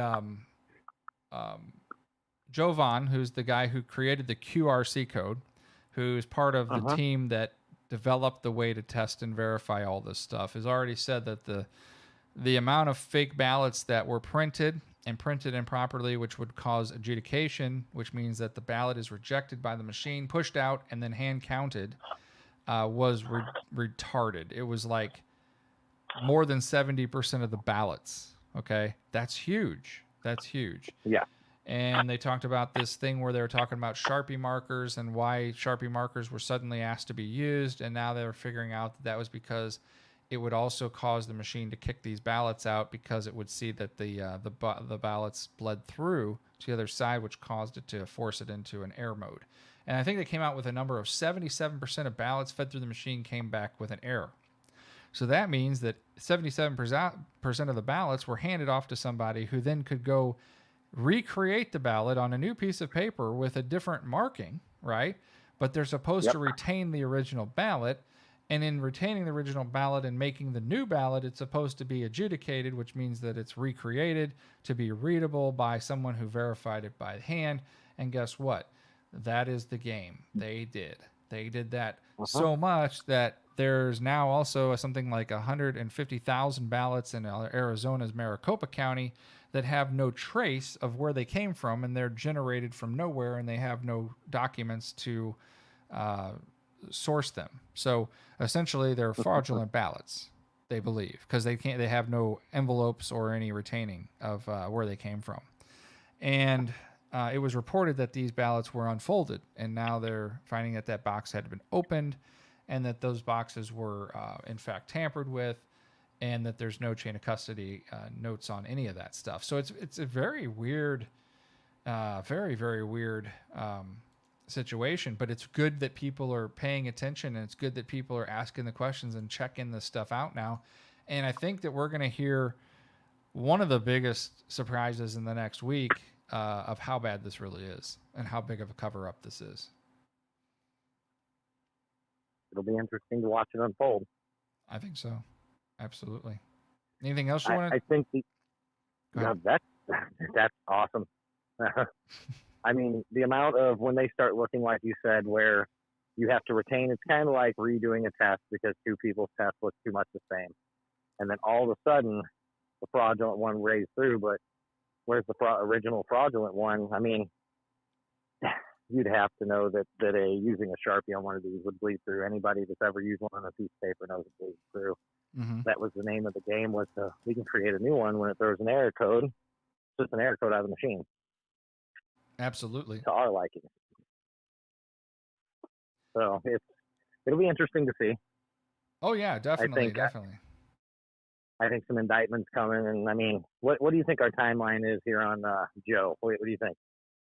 I mean, we're mid-year now. I don't see it this year. Maybe end of the year. Okay. I don't know. Maybe I I'm can wrong. kind of believe that. I would think maybe first quarter next year. Yeah. Give the man 1 quarter or 1 year, maybe a little over, and then boom, swear in the new one. I think it's coming, but I don't know, man. I'm really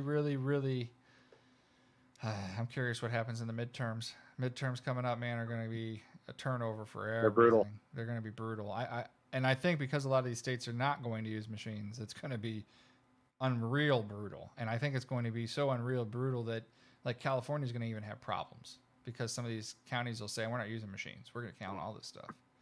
You know, just my opinion. They better have Big Bird on hand so he can teach an MFer how to count. No, they have to get the count. Not Big Bird. Big Bird never taught people how to count. It was the count. Well, then they need one of them puppets. Well, we've already got enough puppets up in Washington. He says, "Count with me now. It is 1. It is 2. You remember? It is a wonderful." I think maybe he didn't talk like he was British or whatever. I don't know. 1, 2, You're right. Count but yeah, Dracula. I think the midterms are going to be interesting for a lot of states and districts. Yeah, I mean, for sure. I think there's no doubt about it that that's going to show, you know, and that's going to show a lot more than what I think people are going to be expecting. I think we're going to see some red areas are turning extremely red, and I think we're going to see some blue areas finally turn like hardcore red, and they're going to be like, "Whoa, what happened? You know, what was the deal here? I don't understand." But it's coming. It's definitely coming. I would think you agree. I mean, there's no way you can't think that that's going to happen. Well, yeah. All right. Well, it sounds like you got kids going. I'm going to cut the show off, man. It's been going for a long time. We're going almost 2 hours. Yep. All right. Okay, Holmes. Well, I do appreciate you reaching out. I do appreciate being here. Yeah, man. And, I had fun. Thank you for having me. You want to do it again? Of course. Nice.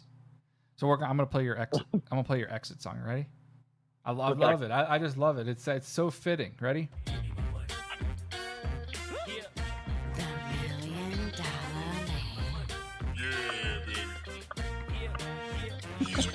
Karl, appreciate you coming on, buddy. Hope you have a good week. Well, thank you very much, Mr. Ian. Absolutely, and my I will friend. see you soon. Good time. Talk to you later, buddy. Talk to you later, bud. Take it easy. So that was my good friend Karl, and he decided he wanted to come on. So I was like, "Yeah, we'll get you on." And he's like, "Well, you know, he didn't expect me to do any kind of a special song for him." So that's in my car. It's in my board now. So I actually have that, and I can hit it.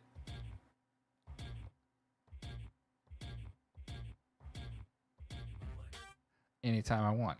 But it's cool, you know. I mean, do things like that, bring people on. It's a lot of fun. It gives some excitement to the show, I think. If it doesn't, you can tell me it's stupid and I'm wasting my time. But I liked it. I thought it was kind of cool, something different, you know, when we give everybody a nickname so then nobody knows who the hell I'm talking to. Because if they knew who I was talking to, sometimes it might get dicey, you know, because I'm the only one who can get criticized for saying what I say. Nobody calling in can, because nobody knows whose they is. But anyway, I really appreciate you all joining me tonight. I'm hoping you guys are enjoying the show. Share it on your timeline. Give us a like to let us know that we're doing a good job. Make a comment. You know, these things are important, so I know that I'm not wasting my time, and I'm getting you guys some information. If there's something you want to talk about, send me a contact email through modernweaponsystems@gmail.com, or you can email me through the PM on the Facebook page at Facebook. at Modern Weapon Systems, and you can let me know what to say through there. Comment on one of our videos if you get out there. I'll get that in my feed, and then I will say, hey, cool, thanks for the input, or you want me to talk about this week? Great, I'll talk about it. Some of the people had already commented tonight. We got a lot of comments, which I'm really happy about. Thanks, guys. And it's a lot of fun. I can comment back with most of you guys on a couple of the pages. I can't use them all, but we can look up stuff and do research on things you want to hear about and talk about. And I try to get people on here that that want to get involved. So if you guys want to get involved, local level, come out to that Jilly's meeting. If you're in Jefferson County, come to that Jilly's meeting Thursday night, the 29th, excuse me. That'll be at 6:30. Come out, hang out, talk to us. Let us know if you're interested in doing something, being party to it, helping out. We need to get people involved in all levels of the government, especially the local level. It's so important. And that is going to be a big deal on whether or not you're happy in your county or you're not happy in your county and the waste of spending. Because every county has wasteful spending. And if we can get people in there that will not waste spending and will do the right thing, maybe we can get our tax rates down. Because our tax rates are out of control. And every year they're going up. And it's really getting ridiculous. So I hope everybody's working hard to make sure that they're involved in every county that you're in. Just look at the nightmare of the other counties north of us and south of us and west of us that are just a crap bed. So hopefully, if you're in one of those counties, God bless you that you can stand to live there. I moved many years ago and won't ever move back. And there's good reason for that, sadly. So to give you guys a heads up, car show, Modern Weapon Systems coming soon. I'm working on it. It's going to be huge, as Trump says. I want to see you all there. If you've got a fancy ass car, I want you to come. I want you to bring your car, and I want to pick some cars and give you guys some really cool custom gifts, for being the top dog of your class or group. But I'm really hopeful we can get a lot of people there, and it'll be a lot of fun. And anybody who wants to give me a hand with organizing that, if you're party to a car group, or you know car group guys, and you want to get the word out, get them in contact with me so I can let everybody know, and then we'll post up a thing and we'll set it up. I'm talking to my insurance company now to make sure we're clear. I got to just clear it with the building administration, which I don't believe is an issue. And then we'll go from there. I got to talk to Sean at Chuck's, but Sean's a super awesome dude, and I'm sure he won't care because to him, he's going to get a ton of business that day. And we'll just keep some areas for him, maybe roped off or something to that effect. So we'll see. We'll definitely try to work it out with him so we don't crowd his business for the day, and we can all have a lot of fun. I wanted to talk about people that I want you to support if you need support. They're not people who are paying me. These are my friends, and these are who I consider my family. And a lot of local business people that I want you to know about. So that way, if you need a job done or you need some help with something, these are the people that I would ask to talk to. First is Daniels Lawn Care. Matt Daniels is a great guy, does wonderful lawn work. He's done some work for me over the last year. He's an excellent customer, gun lover, and is a wonderful employer, takes care of his guys. Matt Daniels Lawn Care. He doesn't do lawn care stuff as much. He does big landscaping jobs and does concrete work, things like that, in smaller scale. So Matt Daniels Lawn Care. And then Evans Flooring. That's Matt, my buddy Bradley Evans. Evans Flooring. He's a great guy, entrepreneur. Has a son working for him. He's busting butt. He's made a lot of money. He's come a long way from where he was about 15 years ago. Very proud of the guy. Definitely give your money to Evans Flooring. He's done some wonderful flooring work in my house. Wonderful flooring work at the shop, and he's just an all-around great dude, and he's a great supporter of the local communities. So that's somebody I would definitely check out. If you're looking for a great band, watch out for a band called Divine Sorrow. They're local to us. They're a great band. They do a very, very unique set that's very close to Tool sound. They also do some Tool at their bands when they do their shows. They've been doing a lot of shows up at Diamond Music Hall. Check out their page at Divine Sorrow. I think it's divinesorrow.com. Also check out their Facebook page, follow them, and go check out their music. It's excellent. It's great guys and gun owners, and they're just all a bunch of patriots. Diablo Inc. Tattoos, Aaron and Kat at Diablo Inc. I've known them for years. We used to have our shop next to them. Excellent people. Some of the cleanest artwork I've seen in town. Very good people.